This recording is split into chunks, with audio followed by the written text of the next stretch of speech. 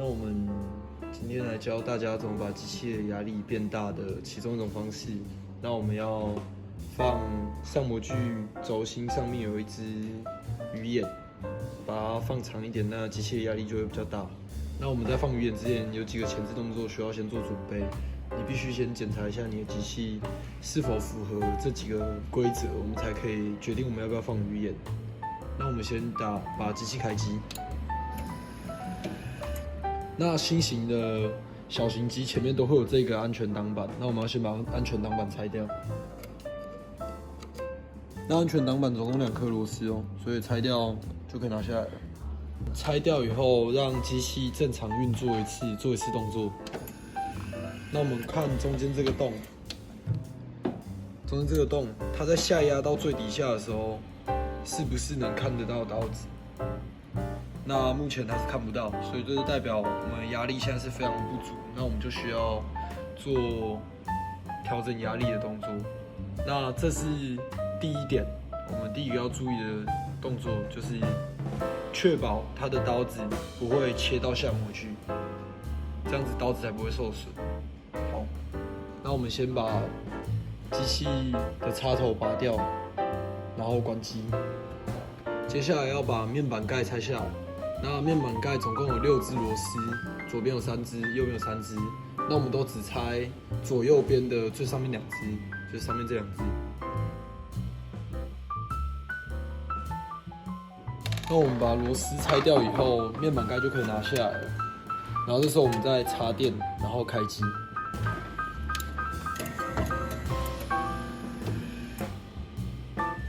那接着我们要确认第2点，就是你把面板盖打开以后，机器内部会有一个，就是轴心前面会有一个构造，这个东西叫日型铁。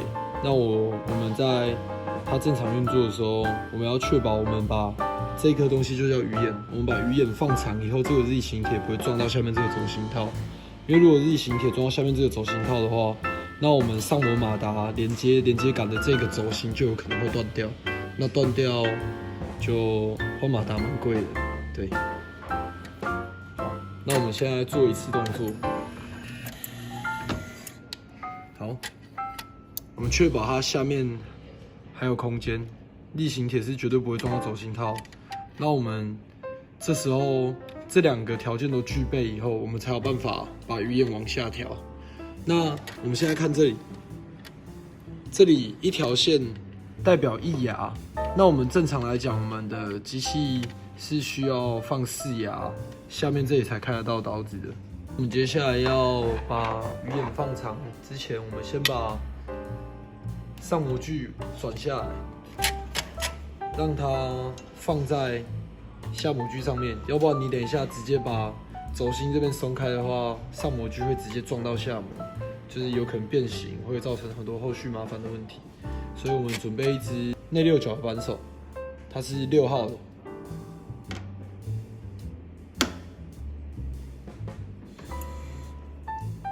顺时针往下转，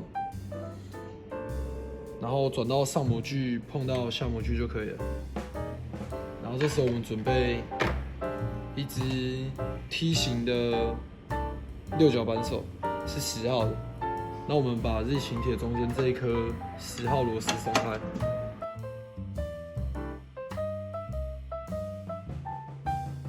那我们日型铁就是1只螺丝，然后跟一个开口垫片，然后日型铁，在后面还有一个没有开口的垫片，3个东西就是保持这样，不要就是其中一个零件掉了。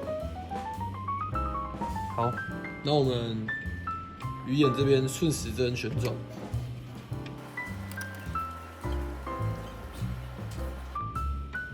那我们顺时针旋转，看到4牙就 OK 了。总共有1、2、3、4条线。那这时候我们再把日型铁锁回去。那在锁回去之前，我们要先确保鱼眼的这个洞跟轴心锁日型铁上去那个洞要是刚好吻合的。OK， 那我现在是刚好吻合。那如果他们是没有吻合的话，就麻烦你们要用梯形的内六角扳手稍微转一下，转到它吻合以后，我们再把日行铁锁回去。那在锁回去之前，先确定一下日行铁是螺丝、开口垫片，然后跟一般垫片都在的话，才有办法锁回去哦。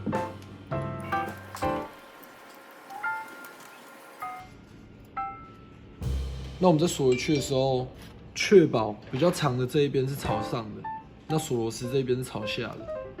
然后用 P 型的10号扳手把日行铁锁紧。那锁紧的时候要确保它跟水平线是垂直90度的。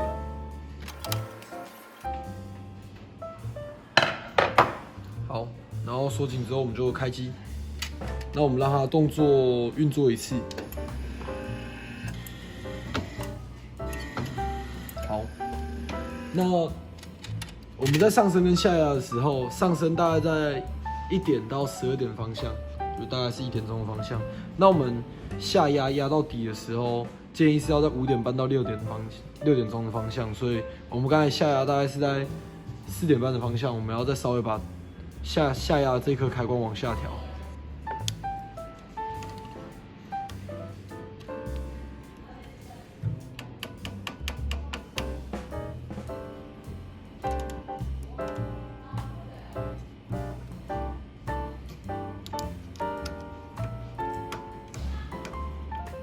OK， 那锁紧的时候，我们再让机器运作一次。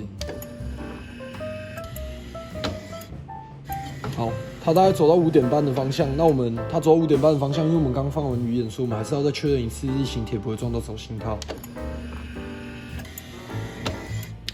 好，那我们距离走心套大概还有1毫米，就是1mm的距离。OK， 那我们接下来确定一下是否在这个洞里面可以看到刀子。有，我们看得到刀尖了。那这样压力就是放完成了。OK， 压力足够。那我们接下来就把面板盖锁回去就可以了。